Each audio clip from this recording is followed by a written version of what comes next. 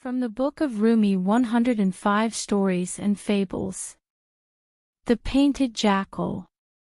A scrawny jackal was ambling on his own when he slipped and fell into a puddle of paint. He splashed and rolled around happily for a while until he got tired and decided to walk back to his pack.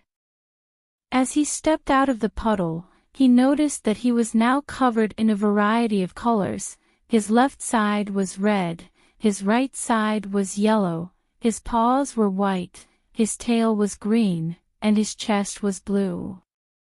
Turning his head around from side to side toward his own frame, he began to admire himself, surmising that he had become more beautiful than even the heavenly-looking peacock. Proudly and coquettishly, he wandered in among his fellow jackals, pretending not to notice how they stared at him skeptically.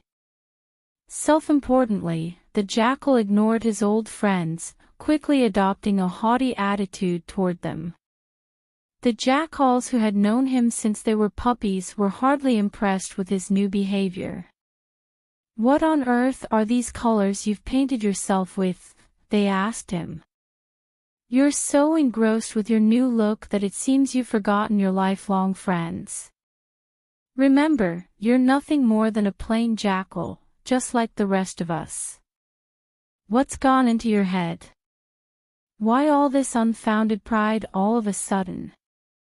The painted jackal ignored their comments and continued to strut his attitude. One of the jackals who knew him better than the others approached him nonchalantly. "What's going on?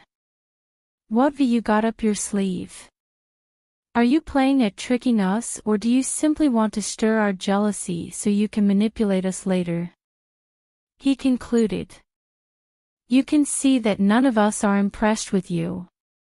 In fact, no one is paying you any attention. No doubt you'll soon show your true colors." The jackal didn't climb down from his high horse, instead pompously urging, "Have a good look at my dazzling colors. Have you ever, in your entire life, come across such an outstanding idol? I've become like a garden of enchanting flowers, blossoming in hundreds of colors. Observe my grace and beauty and kneel before my majesty.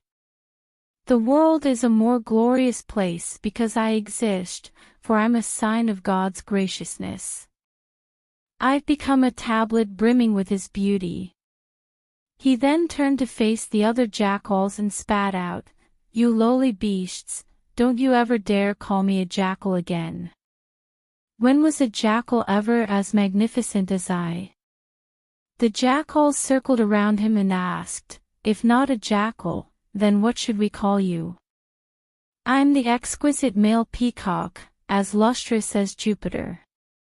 "If you're a peacock, then let's hear your unrivaled, piercing song," they demanded shrewdly. "No, no, no.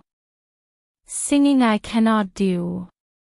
The jackals all burst into loud laughter and walked away from the delusional painted jackal, shaking their heads in amusement at his inept mind.